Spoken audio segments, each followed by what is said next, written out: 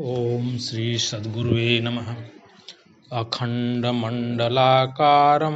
व्याप्तं येन चराचरं तत्पदं दर्शितं येन तस्मै श्री गुरुवे नमः।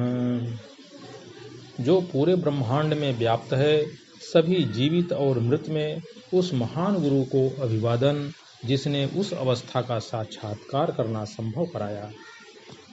ओम शांति शांति शांति।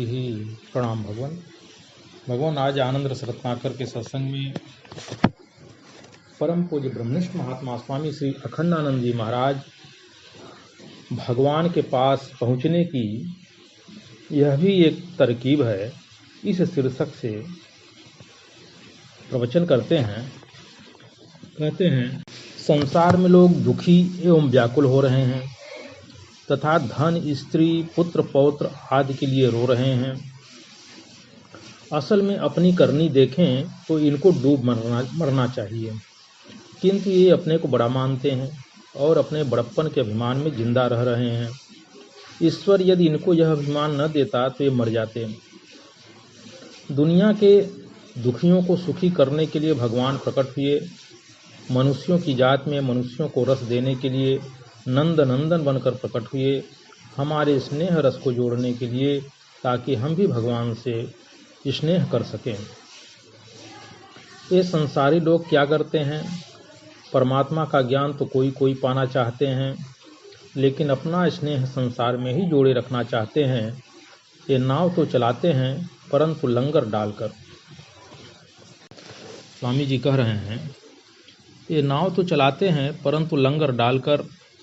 यह आपने सुना होगा कि बनारस में सायंकाल पंडे लोगों ने खूब भांग छान कर नाव पर बैठे, बोले आओ नाव को खेकर चुनार को चलें, चुनार का किला देखेंगे। अब वो 10-10 जने नाव चलाने लगे। सारी रात बीत गई, सवेरा हुआ। कोई स्नान करने आया तो उन्होंने पूछा, भाई कौन शहर है यह? तो बोले बनारस का दशाश्वमेध घाट है। तो नारायण कहो, झूठ बोलते हो, हम लोग शाम से ही नाव चला रहे हैं।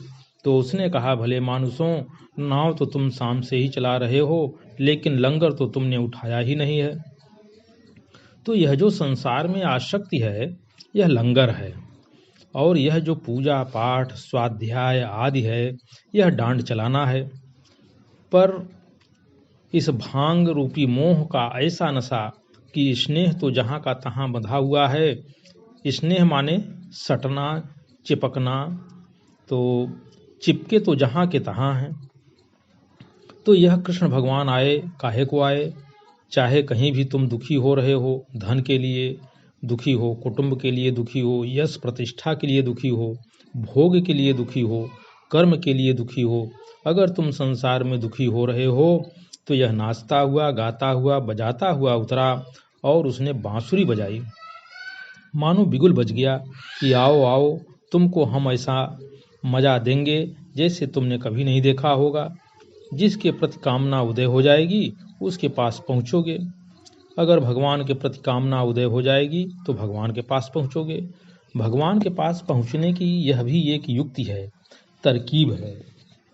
तो स्वामी जी ने भगवान इसमें बहुत अच्छे उदाहरण के द्वारा समझाया कि लोग नाना प्रकार के पूजा पाठ, दान, व्रत, तीर्थ इत्यादि कर रहे हैं, परंतु वे जहाँ के तहाँ ही हैं।